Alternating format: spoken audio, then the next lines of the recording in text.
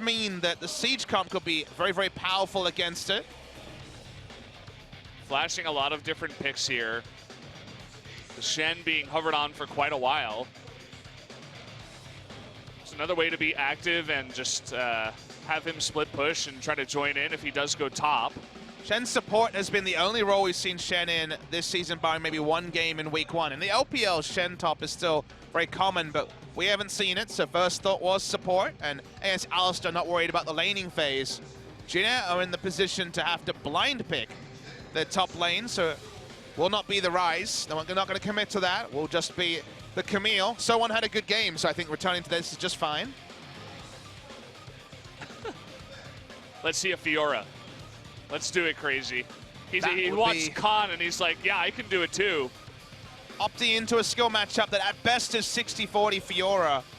Some people would say 70-30. I don't think it's that strong. Maybe they're just going to go with what they were able to deal with in game 1. And if they play the map well, which they did, it's another tool that works in a siege, the cannon barrage. There is nowhere safe to stand when you're trying to stop a turret from going down. If you get out of lane early as BBQ, Gangplank can just try to waste the time of the Camille, and from there, unless the teleport is in, unless all the CC registers, you are very worried. So Siege versus Engage and Teamfight has definitely been enacted here, but the Zoe can warp games in ways that are just insane. So I think Can I also draw your attention to the fact that the team with the 5 stopwatches won game 1. Oh, you're right. And look at the team that has 5 stopwatches again. 2-0, baby. It's BBQ. And 3 unsealed spellbooks. Trick is here early. Tempt is coming as well. Oh boy, we're having a bot lane party. Oh boy. Teddy, he's so much trouble. He doesn't even flash. He knows he's dead. First blood given over so early to Trick in the bot lane, making it look easy. I love the roam from Tempt as well. Even if the flash had happened over the fattest wall, which is no guarantee, Tempt was there to mop up the kill as well. Really nice roam coming through. And all they surrender from this is a Krug camp, so certainly not going to be too worried about that. Great stuff on the side of BBQ. 100% kill participation, but 0% damage is IgNar. Set up a pick there for Tempt, even with 5 points in Paddlestar already. Caitlyn can just be kind of isolated in this game. Went unsealed spellbook, now standard, and has gone over to the cleanse, which is basically, when you see that summon a spell choice, say, oh, Alistair's going to be roaming then, apparently, because it's 650 range Caitlyn with cleanse against Tavares. Someone was able to get a solo kill in the previous game, but it's been more competitive from Crazy this time around. He's still going in, though. He's got Shen, level 6, and Crazy tries to flash afterwards. But look at this, we got double teleport coming in. He is gonna go down before this happens, but now it's 2-on-3. Here comes Trick from the jungle. He's gonna take down So-On and make that 3-on-2 now for the side of BBQ. It looks like they will back off afterwards, but you can see how quick that response can happen with all of this unsealed spellbook. Yeah, welcome to the Korean meta where everyone can be. Barrage back up for this. Gonna hit the sleep onto the Sejuani. They want to burst him down, and there it is. The Paddlestar takes him out of the fight. We still have the smite here for Trick, but he's got to stay alive. That dragon is gonna just go back into the pit here. Now Ghost is all by his lonesome. He's got So-On behind him. Good double kill for Grace in the pit as Jinner is gonna clean up on that fight. Anyway, able to teleport down. No teleport for Crazy there, and Crazy obviously a long way away from the minion wave. Wraith is trying to stop some backs, but he's a Shen, doesn't have a lot of ranged options. No Q anymore to Umti's in the mid lane. It's okay, action in 2 lanes. We got 2 action here. Ghost gets locked down, but Wraith, he's TPing somewhere else. Ghost having a lot of trouble here. Wraith almost dying in the meantime. 4 members coming down here. Looks like the gank up in the top lane did work. Grace did go down to the 2 members of BBQ. And man, Ghost staying alive there was very unlucky. It seemed like So-On was trading upon the burst of his E and then holding onto his ultimate, maybe thinking he wouldn't even have to use it, but he missed his E as a lot of damage dropped, and Ghost doesn't die even without heal. Pretty insane stuff there, but got away from it, and ends up with BBQ just turning onto Baron. Definitely have an opportunity to do it here. Trouble Bubble. Trouble Bubble and the traps. He is going to be locked down, and see you later, Teddy. You're not going to have a lot of fun with this. Tempt even has Zonia's as his W right now. So It's all going to be up to the steal. It's going to be up to to try to get in here and steal away the Baron. Oh, he doesn't actually get the control. Gets it over. Okay, IgNar's going to interrupt. Start play. He's going to do it. One of the most powerful parts about Alistar around the Baron is exactly that. And he's not done yet. They're looking for more picks.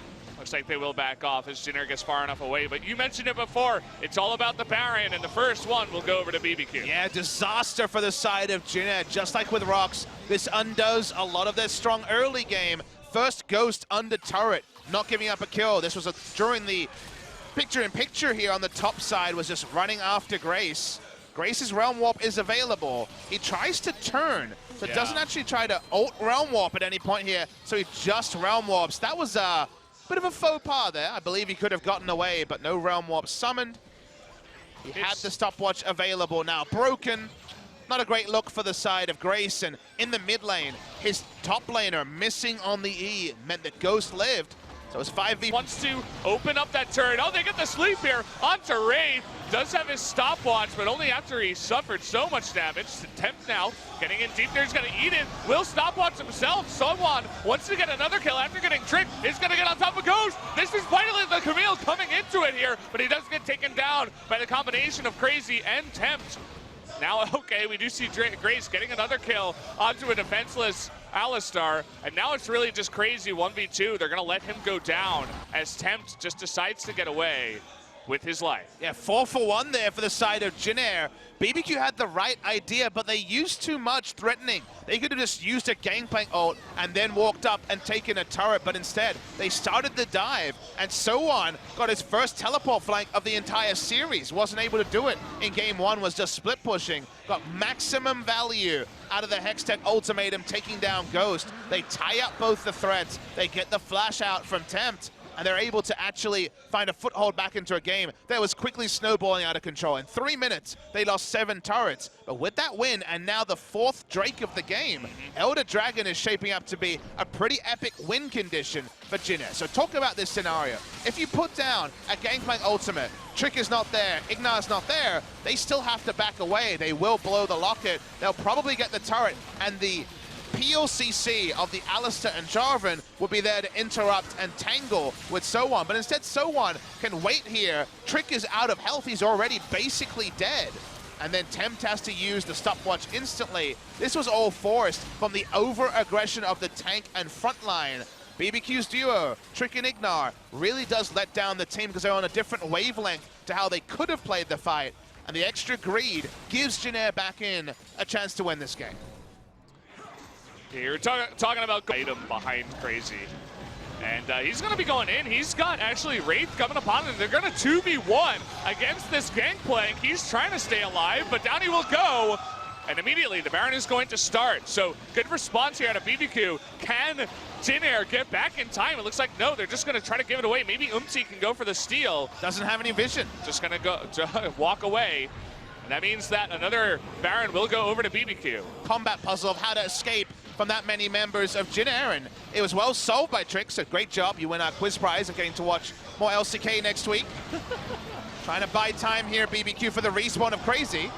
Okay, the Chain of Corruption is going to lock down the Alistar. Trick will be dead. Oh, Tempt gets pretty low. As, well, that's what a Ryze and a Varus can do when they have the room. Draw back the Ryze, going to try and end the game. They are going to do, or at least try to. They're going to take out one Nexus turret. Let's see if they continue here. They got the TP coming on in. The ultimate, though, gets out of that backline onto Zoe. There's the second turret going down. Are they going to come in here? It looks like they can't. As getting into the backline now is the Ryze, as well as So-On top of IgNar.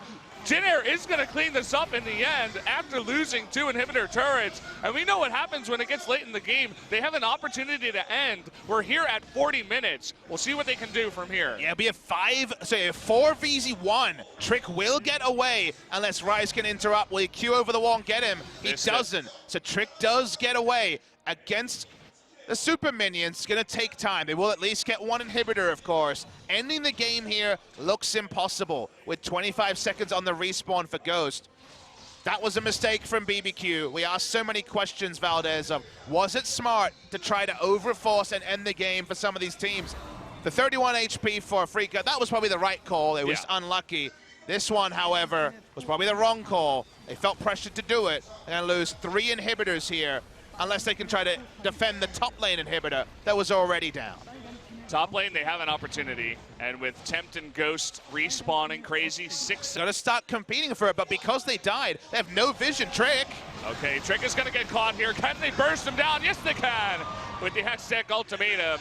Zoe GP coming in though. Trying to end the game. Into the main lane. It's in the main base right now. Trying to end the game. They're going to try to stop the backs right now. We got 2 people going down. Look at the damage coming out of Tempt right now. He's going to be able to do it. Oh. Can he put it in? Tempt Expecte looking for the last hit. The taunt's coming in. One more will do it. He gets it. Tempt with the end of the game. What a play by BBQ. That's going to be the 2-0 victory over JAG. Not what I was expecting. What a way to end the 2-0 victory for BBQ. We've got our own Peke. It's Tempt. We knew about the Zoe in game 1. He was held in check in game 2. But Pandemonium in the studio respawns, switches over the teleport and says, I've got a good chance here. Didn't even need a Lich Bane to train down that Nexus. Famous victory for BBQ. Game 1, smart. Game 2 was a bit of a highway robbery. And JAG Green Wings, after picking up their 2-0 over MVP, suddenly have given up a defeat as this league continues to be just as even as can be.